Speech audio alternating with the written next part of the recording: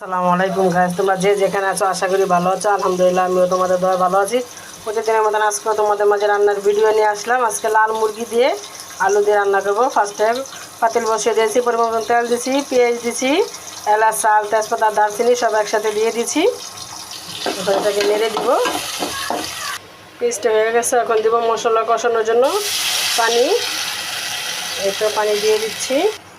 এখানে দেখো আদা রসুনের পেস্ট নিয়েছি পরিমাণ মতন, 2 চামচ হলুদ নিয়েছি, 2.5 চামচ মরিচের বাকি নিয়েছি, পরিমাণ মতন লবণ দিয়ে দিচ্ছি, নেড়ে দিচ্ছি। আমার এখানে লাল মুরগি অর্ধেকটা তো, তাই আমি পরিমাণ মতন সব মশলা দিয়েছি।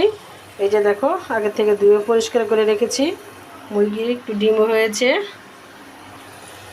মশলাটা দেখো কষানো হয়ে গেছে, তখন দিয়ে দিব মুরগিগুলো। আর আজকে সবাই আমার শ্বশুর শাশুড়ির জন্য দোয়া করো। আমার শ্বশুর শাশুড়ি নেই, অনেক আগে ওনারা মারা গেছে। আমার হাজব্যান্ড আজকে মাদ্রাসার বাচ্চাদেরকে খাওয়াবে। তোমরা সবাই আমার শ্বশুর শাশুড়ির জন্য দোয়া করো। এটা প্রায় কষানো হয়ে গেছে, এখন দিব পরিমাণ মতন আলু। আলুটা দিয়ে নেড়ে দিয়ে সুন্দর করে ঢেকে দিব। মুরগিটা আলুটা কষানো হয়ে গেছে, এখন পরিমাণ মতন পানি দিয়ে দিচ্ছি। এই তো পরিমাণ মতন পানি দিয়ে এখন নেড়ে দিচ্ছি। মুরগির ডিম দিয়ে দিচ্ছি।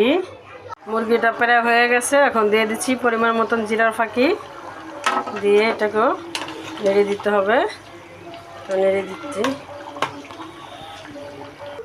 মুরগি আলু রান্না হয়ে গেছে, দেখো কালারটা কত সুন্দর আসছে। তোমাদের মুরগি রান্নার রেসিপি যদি ভালো লাগে লাইক কমেন্ট শেয়ার করো। আল্লাহ হাফেজ।